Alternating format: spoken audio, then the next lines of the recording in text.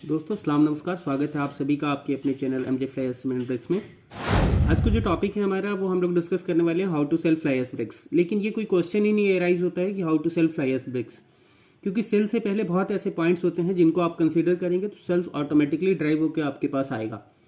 ठीक है, और इसमें अगर सेल्स की बात करते हैं तो सेल से पहले होता है मार्केटिंग। ठीक है, और मार्केटिंग से पहले होता है आपका स्पेसिफिकेशन, स्पेसिफिकेशन से पहले होता है आपका प्रोडक्ट, प्रोडक्ट से पहले आपका होता है मैन्युफैक्चरिंग, मैन्युफैक्चरिंग से पहले होता है आपका सेटअप, और सेटअप से पहले आपका होता है रिसर्च। तो विदाउट रिसर्च से लेकर मार्केटिंग तक अगर आप नहीं करते हैं तो सेल्स आपके पास नहीं आएगा। ठीक है, आपको यूट्यूब पे, गूगल पे, इन सब चीज़ों पे आपको मिल जाएगा, बहुत सारा टॉपिक मिल जाएगा ऐसा, लेकिन किसी ने पूरे तरीके से फ्लाई एश ब्रिक्स का इलोबोरेट करके नहीं रखा है कि हाउ टू सेल, कैसे सेल कर सकते हैं इसको आप। ठीक है, तो मैं आपको सिर्फ 3 पॉइंट में पूरा क्लियर कर दूंगा कि how to sell fly ash bricks, कैसे आप इसको सेल कर सकते हैं, क्या रेट्स रख सकते हैं। सबसे पहला हमारा पॉइंट है रेडी, सेकेंड पॉइंट है स्टडी, और थर्ड पॉइंट है गो। सबसे पहला जो हमारा पॉइंट है रेडी, रेडी में हम लोग बात करेंगे मार्केट रिसर्च का।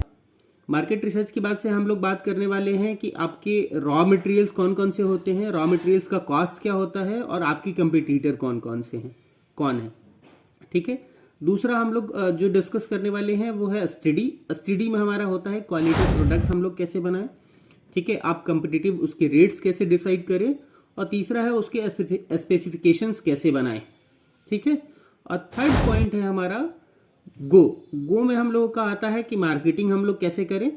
ठीक है, उसके बाद से कैश फ्लो हम लोग कैसे मैनेज करें।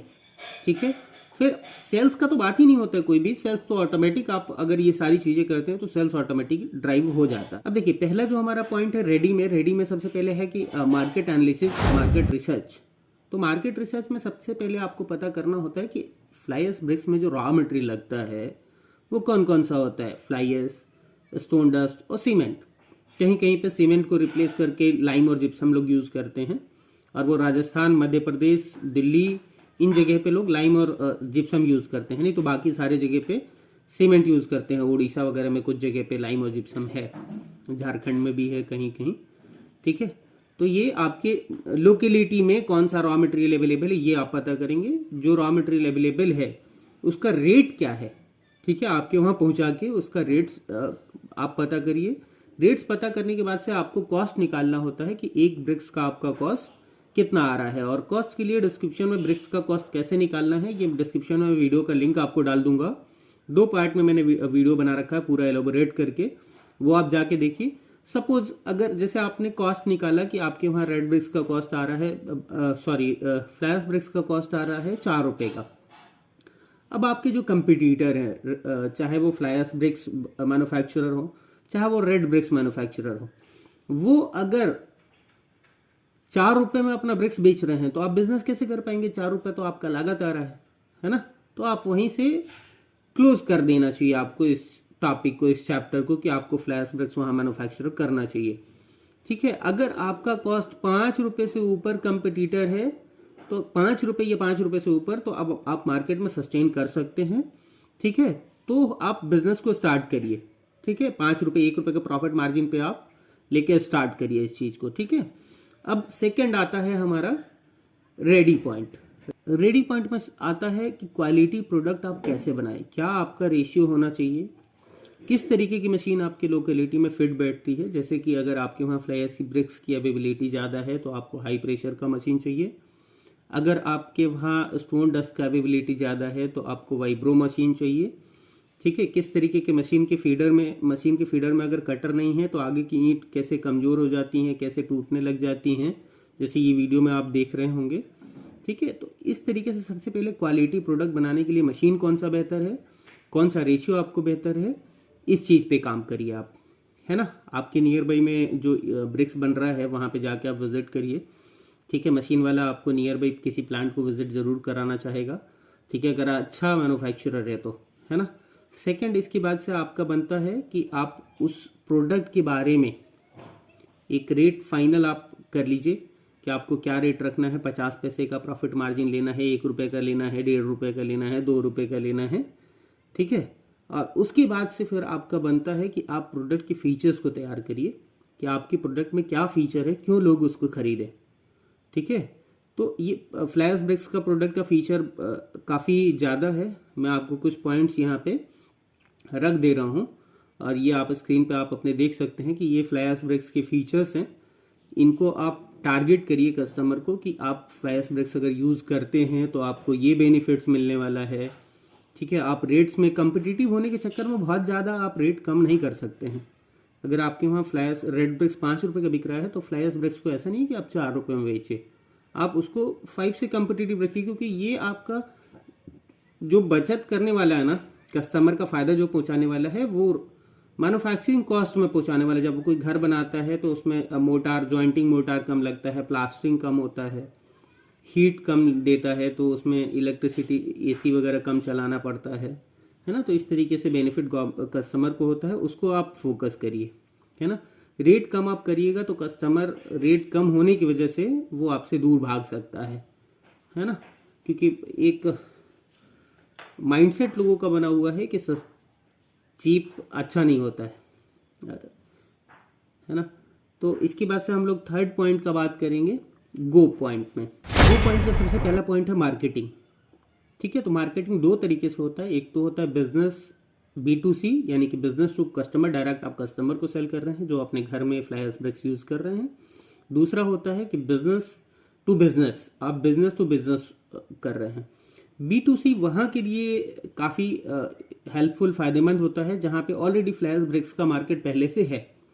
ठीक है, और जहाँ पे फ्लैश ब्रिक्स का मार्केट पहले से नहीं है वहाँ पे आप B2B ही ज़्यादा फोकस करिए, B2B पे ज़्यादा फोकस करिए। और B2C में कैसे आप सेल कर सकते हैं कि B2C में डायरेक्ट आप कस्टमर को, लोकल कस्टमर्स को पकड़िए।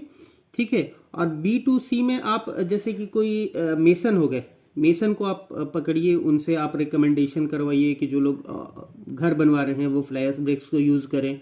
मेसन्स को अपने फीचर्स के बारे में बताइए, एक मेसन जो है उनका सेमिनार कर लीजिए। लोकल जो कॉन्ट्रैक्टर हैं उनको आप उनको ऑर्गेनाइज करके उनका एक सेमिनार करिए, उनको अपने प्रोडक्ट्स के बारे में बताइए। आप जहाँ पे जो डेवलप्ड एरिया है, जहाँ पे डेवलपमेंट चल रहा है ना, वहाँ पे आप जाइए, वहाँ पे ऑनर्स को अपने होर्डिंग्स लगाइए, वहाँ पे ऑनर से मिलिए, बात करिए। तो ये B2C में आता है। ठीक है, और B2B जो आता है, B2B में आप जैसे कोई ब्रिक्स का ट्रेडर है जो ब्रिक्स बेचता है, मैन्युफैक्चरिंग नहीं करता, वो बेचता है सिर्फ खरीद के कहीं और से, तो उसको आप टारगेट करिए। उनके पास पहले से कस्टमर्स होते हैं, वो आपके प्रोडक्ट पे अगर प्रॉफिट मार्जिन मिल रहा है तो वो आपके प्रोडक्ट्स को जरूर है कि वो रिकमेंड करेगा अपने कस्टमर्स को, क्योंकि उसको प्रॉफिट ज़्यादा मिल रहा है उस चीज़ पे।